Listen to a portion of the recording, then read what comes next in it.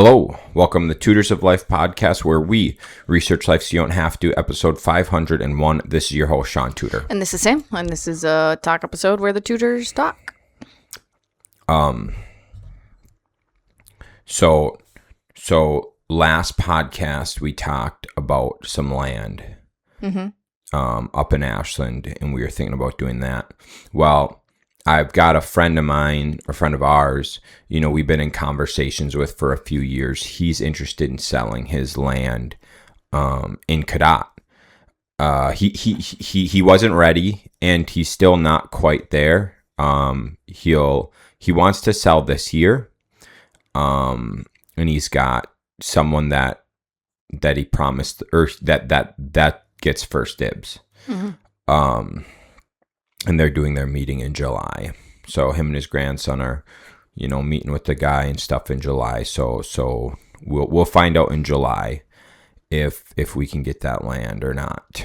But we've essentially been saving with hopes to get this land for over 3 years. Yep.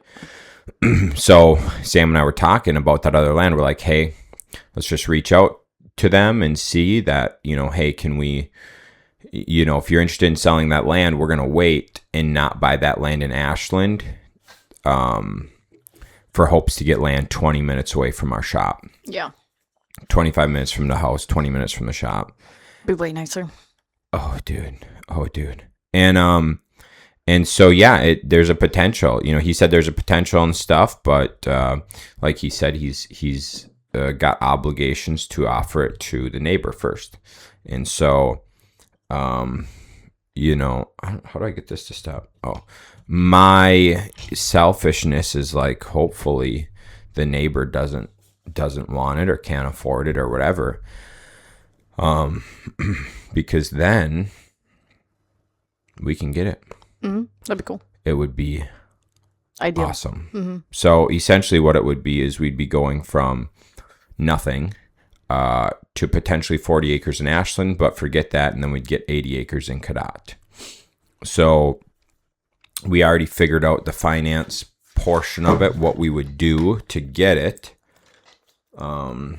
So now we just cross our fingers until July, hope that we are the chosen ones. Yeah, I'm going to do a lot of positive thinking on this one. Holy man. This is like a dream come true if it happens. The big reason is I want a lot of land, and I know right now we can't get a lot of land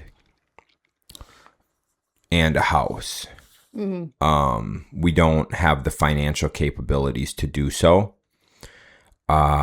So if we're able to just get the land now, we can save to build the house in 8 to 10 years. And so, that's the goal. Yeah. And this is like a good place too, where like it's so much land that it's not like we need somewhere else to go hunt. Like we can build a house and hunt on this land still. Yeah. It's really perfect. So cross your fingers for us, and hopefully we can make this happen. Yeah. It would be great. It'd be as good as it gets. Yeah. So now we wait.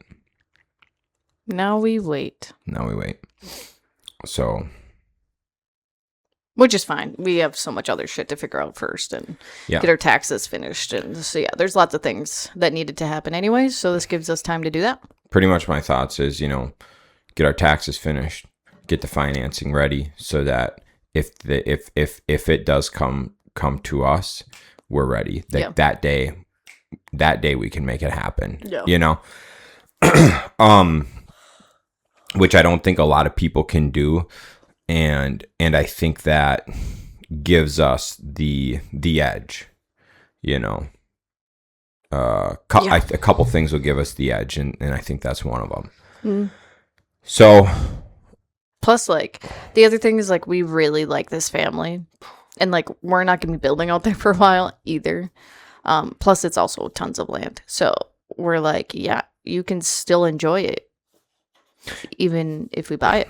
Right. Well, and that's the big thing, with a lot of it is like, to me, you get land or like, it's all about community and it's all about sharing. And we've talked about doing like compounds before, but like, this family's great. I was like, your grandson can still hunt out there. You guys can still come out, enjoy the land. Like your kids can, we don't care. I mean, obviously we have to put a cap on like how many people can hunt. That's why we're like, yeah, the grandson can hunt. And then maybe if, one other person in their family wants to hunt for a bit or whatever.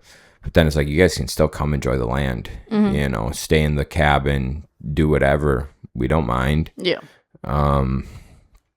Because why not share? Why not enjoy it together instead of just Sam and I enjoying 80 acres? Not necessary. Yeah. So, yeah, we're hoping it'd be really cool. And then in the meantime, we're going to get our finances squared away so we're ready. And then we're going to do a lot of cleaning up around our house.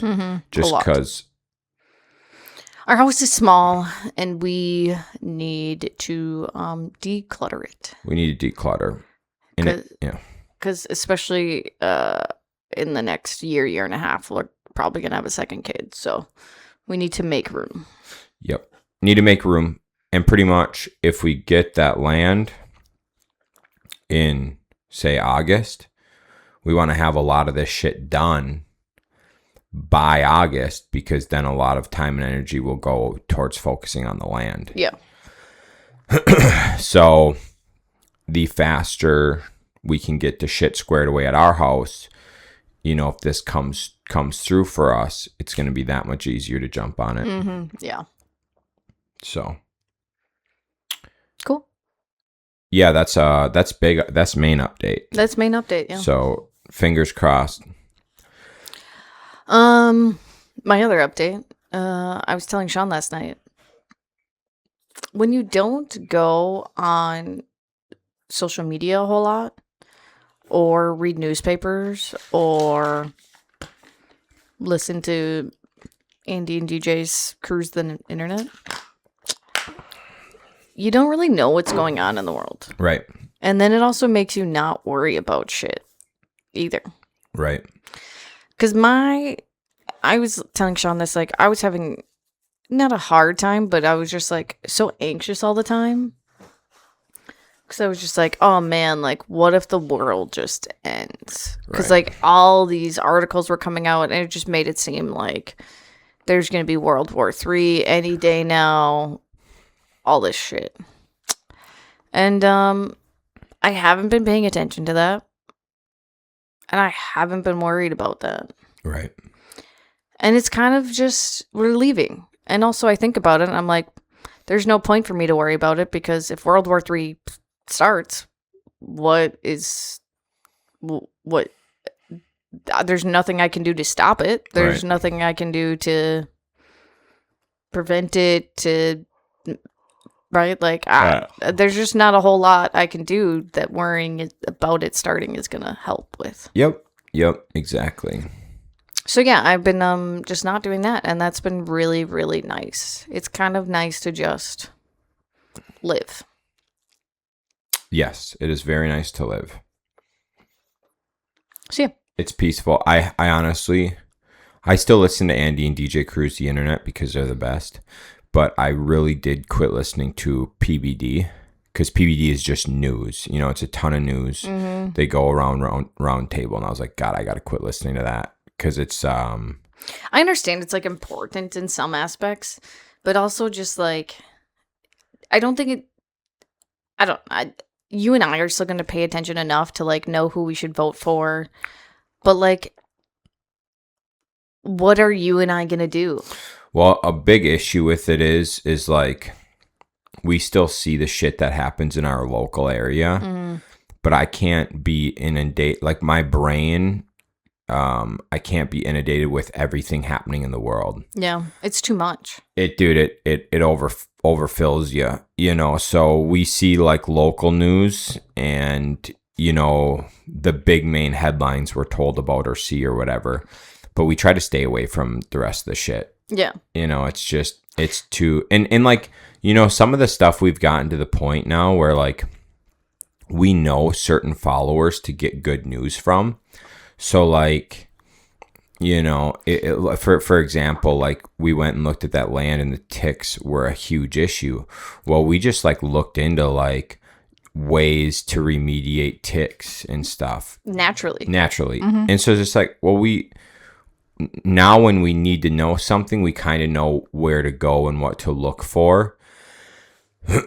So that's the thing. Like, you and I have so many videos and things saved on Instagram, and when have we ever gone back to look at them? It's like never. Right. So I mean, it's cool that we can have all that knowledge and stuff at our fingertips, but also like we don't use it. So what was the point? I mean, a lot of it's good to know to wake up, but outside of that, it's like when you're continually seeing it, it's just like all it's doing is giving you like fear. Well, and like so much of it too, I've noticed lately, I see the same things over and over again, and I'm like, I already know about this. I don't need to learn about this again. Literally everyone posts about the same shit, and they just take the content from the other person and post it. It's just the same shit nonstop. Yeah. So it's just so many reaction videos. It's like we already saw the original. Yeah. So it's just now to the point where we just need, if something comes up that like we're like, oh, why are our diapers not soaking? Right. Oh, okay. People say you can use these tea towels. Perfect. Yep. So it's just like researching things we need to know at the time. Exactly. Yep. Adam Sorensen just posted a thing of a natural tick repellent that you can spray on dogs and animals. Is that right? Mm-hmm. It's like white vinegar mixed with like lemon juice or something. Oh, that's badass. Yeah. Yeah, I've seen like certain people that I follow, like they have their own line of whatever. Mm-hmm. And that's cool, and I'm sure it works. But then, like what you just said, you can just use vinegar and lemon, and it's like, okay. Yeah. Oh. Sam and I worked together today in the same office. On the mega desk. And the amount of shit that got done was mega. Yeah. Are we going to do that the rest of today or no? I got to leave. Oh, you got to leave. Okay. You can work back here if you want. We'll see. Probably should. Honestly, I probably should. Yeah, I've thought about it. I'm like, man, I could just work back here and never be bothered and get way more done. Yeah, you know what I was just thinking about? I was like, man, I wish we would have taken out that closet and then I could put my shelf of trinkets in here. Oh, yeah? Damn. Because at some point, like, we will probably have to... I probably won't be able to have my office. Because if we have like salesmen and whatnot, right, like you are. They're gonna need a place to go. Right, you are. So at some point, like I will probably be moving back here anyways. Yep. Which I told Shaun will be a good thing because then I'd have to keep my office cleaned. Because we'll be podcasting, so I couldn't make it a mess. Right. Mm-hmm. Yeah, it'd be good. Mm-hmm. Be good to clean up and whatever. What else is new? What else is new? Dude, that's the hard part about not going on things or listening to things. What do we talk about now? Yeah, it's literally just like work and life. And books that we read. But right now I'm reading a book club book, so I can't, nothing fun to talk about. Sure. I'll be honest with you. So I read the daily Bible. Dude, Shaun's been spitting fire out of Proverbs lately. Dog. If you need a motivational book, Proverbs. Dude. Told me I was lazy as shit and I'm going to die a poor person and hungry. That's what it told me. I'm going to tell you what, dude. Proverbs, it spits. It is just like entry after entry after entry of just like fire. Of just like, don't be lazy. Don't be a loser. Live by standards. What was the one that it was like, I pointed it out to you and I, like, poor man knows how to spend money and a wise man knows how to keep it or something. Something like that. Or a wealthy man. Yeah. Dude, I'm telling you, if you want to really look at like verses of how to live your life, because you can go see all the motivational shit. You can look at the motivational quotes and stuff. If you just look at Proverbs, it breaks down like every characteristic you could think of and some about how you should live and how you should not live. It makes you really like question your actions or inactions. Like yesterday, I read the portion on laziness and I fucking hosed off our lawn furniture that I have been putting off for 2 weeks and unclogged our drain that I've been putting off for a week. Mm-hmm. Because it's just like, boom, you read that and you're like, damn, dude, this is going to take 30 minutes and I can have it all done. Otherwise, dude, what do I do in that time? Fucking sit on my phone? Yeah. Like, dude, honestly, I don't think this was the one, but this one is similar. The wise man saves for the future, but the foolish man spends whatever he gets. Yeah, I saw that one. That was a good one. Mm-hmm. Dude, there's so many good things. I highly recommend listening to Proverbs. It's you don't even have to Proverbs. Yeah, you don't even have to be religious. It's just very like, dude, straight up. If you're lazy and don't get up in the morning and sleep in, you're gonna die poor, right, and starve. Yeah, it's sweet. I've been enjoying that a lot. Dude, the irony of that is I literally just told Shaun that I need to weed the garden so I can plant some stuff. And then he spits that at me and I like had slept in for like an hour and a half and I was like, fuck, dude. Well, one of the things said, because this is back in like biblical times, it's like the lazy man sleeps in for comfort when the fields need seeding. And then it's like the lazy man sleeps in when the field needs harvesting. Mm-hmm. And it's just like Sam needs to go plant her garden. And I'm reading this and it's so funny. It's literally like verbatim. Were you outside too, just looking at the weedy garden? I literally, because I was reading this outside, I looked up at the garden and laughed. I was like, damn, this is rough. He woke me up and like was like, I got some fire for you. And then I read about how I'm lazy and I'm gonna starve. And I was like, this is great. Thanks, babe. It's awesome. So yeah, highly suggest. It is some pretty good shit in there, man. Oh, I really like it. There's, a lot of the Bible, what I've noticed, I'm about a third of the way through it. A lot of the first part, there's some lessons, but it's a lot of like backstory. Mm-hmm. And now getting into Proverbs and then like moving forward and like a lot of what we hear in church, I haven't gotten to a lot of those portions, is a lot of lessons. Now, I'm not saying you can't extract lessons and stuff from the first third. You definitely can. You can extract a lot of lessons. But there doesn't seem to be as many like good verses of just like, oh, that's something to live by. Oh, that's something I need to think about, compared to like kind of the story in the first, maybe quarter of the Bible. Right, yeah. I was just seeing, I was like, man, like what fire will it spit me if I just say lessons from Proverbs, but it didn't really do a good job of giving me just quotes. No, that's all right. So yeah, no, that's fun. I recommend doing that. Wow, we've only been going for a few minutes, huh? Yeah. Oh. Was that like sarcasm or was that serious? No, seriously, like how long have we been going? 19 minutes? 19 minutes. Oh my gosh, what do we talk about? That's what I'm saying, dog. Nothing goes on in life anymore.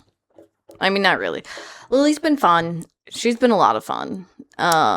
She's really starting to get words now. She just doesn't stop moving. Does not stop moving. When people say, like, oh, once I start moving, they never stop. Seriously, like, even trying to put her to bed, she flops around like a fish for 45 minutes. Yeah. Like, she's just does not stop. Yeah. My buddy Wes said that his daughter, who's like 6 months older, I think like 3, dog. like 3 months older, Yeah. she's a monster. Like terrible to put to bed? Or No, what? she's a monster. Like, she's huge. Oh, yeah. That she started roughhousing before bed. Oh, fun. Yeah, so he said he's been having a lot of fun because she beats him up before bed. That's cute. She has like a full-size pillow and she's just hitting him with it. That's insane, dude. Yeah, I'm like, dang. I gave Lily a pillow she got for her baptism. First thing she did was chuck it out of her crib, and I was like, well, I guess you don't really want that. Kids are crazy, dude. I know. Right now we're in the phase where I tickle her before bed, so I'm sure, yeah, next will be roughhousing. Yeah. But she, like, giggles. If you, like, toss her on the bed, Oh, yeah. she just giggles. Loves it. Yeah. I'm just like, you're still a little too weak for my liking, so I'm not gonna. Yeah, I remember too much. at like 9 months, no, it wasn't 9 months. Maybe it was like 11 months or whatever. I would do like light tossing on the bed and she'd giggle. And I'm like, damn, dude. Mm-hmm. Seems like they were so fragile back then. Yeah. Dude, I see pictures of her back then, and I'm like, especially Kaylee sent me that picture of, like, watching Lily, and I'm like, oh my God, like, we trusted Kaylee and Reese to watch Lily. Oh, when she was like Fragile. 0. Not 0, like 5 months. Oh, sure. Still fragile. Yeah, very fragile. Mm-hmm. Yeah, that's how it goes, you know. Mm-hmm. Um, I do miss that phase, though, of just, like, putting her in a bouncer, and then she just kick herself and just entertain herself for, like, an hour. yeah. And now she's just like, up-a-doo, up-a-doo, up-a-doo. Yeah, it's fun. Well, actually, she goes, up-a-do. It is fun. You know, we've been chatting and thinking about, like, you know, we really built our life around our life. Mm-hmm. We built our business and shit and life like to be how we want it to be. And we've been pretty good. We've been all right with it. But like there's a lot of ways we could be a lot better. And it was kind of through like talking to Kyle about him like trying to, or like him spending some more time with his kids on like Fridays. Mm-hmm.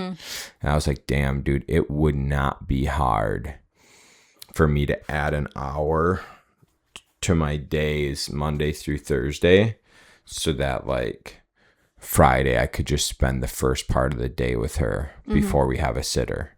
Be really easy. Yeah. You know? And so it's stuff like that where, you know, we've set up life how we want it. And now it's like, okay, if I can get my schedule set up and I could just block that off, you know, I got to just preload my week to make sure I got my shit done. But then, you know, it opens up where I could do a lot more family time and shit just strictly by following a schedule. Yeah. You know, it ain't nothing to.